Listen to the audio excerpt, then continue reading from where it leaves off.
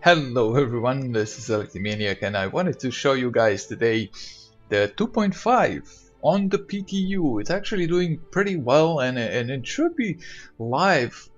I don't know, hope soon. It's moving along really good. It was at the Evocatis over the weekend and then they released the first wave to I think subscribers and other people that were contributing in the issue council, and now they released also the second wave, and I am a subscriber now. I subscribed like a few weeks ago just because I wanted to get that access if possible. So it is cool, you get to play in it a little bit early, because when 2.4 was on the PTU, it was on the PTU for a few weeks, like it was like 2-3 weeks, even more maybe, until we finally get to see it. So because I kind of want to be a content creator, I wanted that access so I can show people a bit earlier. So this is cool that you can kind of enter a bit earlier and you can show stuff. It's not under NDA or anything, so that's cool. So we got the little Argo flyable, we got the Reliant, and we got Grim Hex. So I wanted to show you guys also how to get to Grim Hex without being a pirate, so you don't have to do something criminal and then kill yourself to respawn there, or just something criminal so you get the jump point to Grim Hex so you see where it is. Man, this ship when it transforms, it looks so freaking cool. I love it.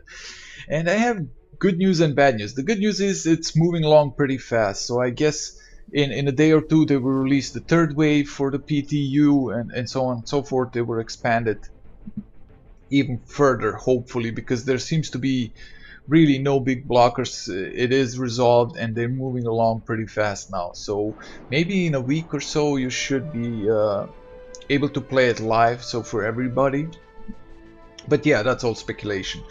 The bad news was, as soon as I logged into the PTU, I had 10 frames average, and that was like a big fucking slap into my face, because it was a wake-up call. You know, the more stuff they will add in this universe, the more taxing it will be on your PC. And I have a GTX 960 graphics card with only 2 GB of RAM, so it is a good card, but it's only 2 gigs. And I have an i5 3.3 gigahertz 4590, so you know, it's an okay computer, but I guess it's not the top tier of and while I was averaging 10 frames per second, I asked in the chat, you know, there was a lot of people having the same problem, but then there was a guy like, I have 28 frames, and I was like, what the fuck?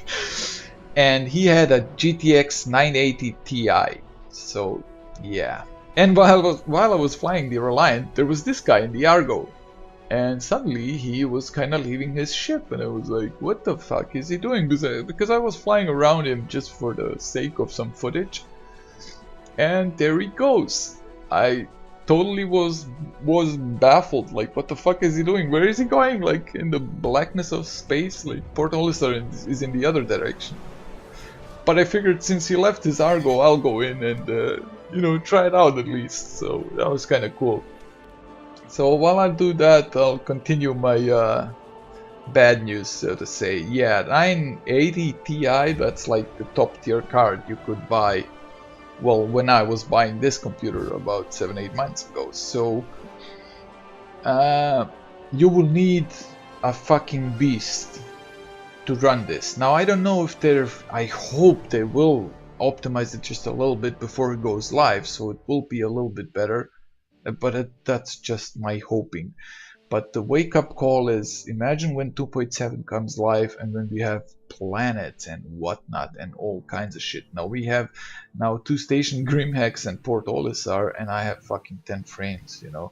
I did manage to log in again, and in this, when I was recording this, I had about 20 frames, so that's kind of a little bit better news. But it's still kind of unplayable, because if I go into combat or if I do anything crazy, it will drop down to 15, maybe even 10, you know. And it's just, I can't show you any fun gameplay or shooting or anything, because I'll get 10 fucking frames, and unplayable for me and probably unwatchable for you as well. You know, it's gonna suck. So it is kind of a big wake-up call. You know, if my focus was gonna be Star Citizen anyways, and I wanted to follow that development. That's why I even subscribed, because I thought, you know, maybe that will get me access a little bit earlier, so maybe I can show people, or just, you know, I don't know. It's just, yeah, I didn't want to kind of go around cry about it now. It's just, yeah, I flew this little Argo. It's kind of nimble, it's really responsive. As soon as you click the button to strafe or something, it immediately starts moving. It's really an agile little ship. It's kind of cool. And the sound it has, I'll show you that as well. But here, I just clipped the Reliant and it fucking exploded. I don't know what happened, but I mean, I guess they're still gonna work on the Reliant before it goes live, and they're gonna, you know, retweak and rebalance all the ships over and over again. But you know, just to the Reliant, you know, that just to explode because it was touched by a little Argo, that was kind of funny. Maybe it was just this specific situation, but here you will see, you can hear the sound of the Argo. It has that little buzzing sound, like a little electric motor or something. But here you will see how responsive that he speeds up really fast but slows down really slow. So it made me lose my head, as you can see here.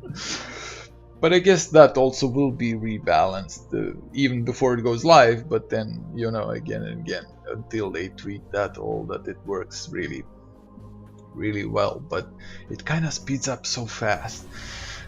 So here I'll show you when you jump to Yela from Port Olisar. This is directly from Port Olisar. We can go to Yela. There is another way you also can do it, to jump to the ICC probe, which will kind of get you in from the right side there, a little bit closer than it would be from here.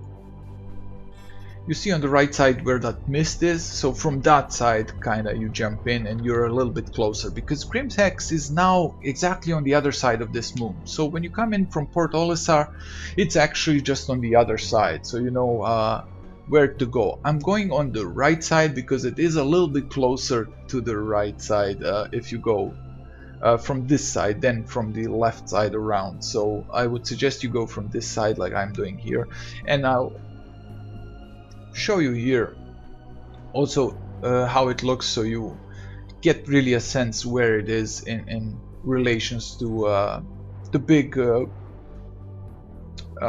it's not Port Olisar, it's Crusader, for big planet Crusader. So you can see here, you see a cluster of stones on the right. That's not Grim Hex, so you'll see that first cluster on the right, and now Grim Hex is starting to show behind the moon. I should have, maybe I'll add an arrow for you guys so you can see that. And here just I wanted to look at the ship while we are cruising a little bit more. It's really a cool little ship. So Grim Hex is that little cluster right there behind the moon. But we'll get closer, so you can just remember this big cluster of stones on the right now with the mist around it. That's the first cluster you'll come across, and just keep heading behind the moon, and there it is. See, it's not even a big cluster of big stones, it's a cluster of smaller kind of stones. So you saw that on the right side, there is now behind me, and there is Crusader behind me. So you can really now get a sense of where the moon is, where Crusader is, where we came in. And you can see now this cluster right next to my ship up there on the upper side, but never mind. Yeah, you can see it now here on the left. That's the big cluster of stones, but Grim Hex is right next to it, this smaller cluster, and it's on the bottom. It's on the bottom of the ring, so to say, of asteroids. So keep that in mind, and you'll see that big cluster on your left. Yeah, you see now when I look back where exactly it is. You know, you can see Crusader lined up and the moon. and here it is. So it's right behind the moon. So if you come from the Crusader side, you know it's right on the other side of the and just look at the bottom of the circle of those asteroids, and you'll see a small cluster of smaller stones. They're not as big as the clusters we saw when we came in, but yeah, a cluster of smaller stones where, and they when you come closer, you can see them then connected with these struts or what they are, I don't know. But yeah, this is Grim Hex, and this is how you get to it. I will make another video about Grim Hex and exploring it a little bit more, but this is just, I wanted to show you guys how to get there, and yeah, about the bad news as well about the frame rates, but we'll see how that will change. So thank you guys for watching, and I'll see you all next time.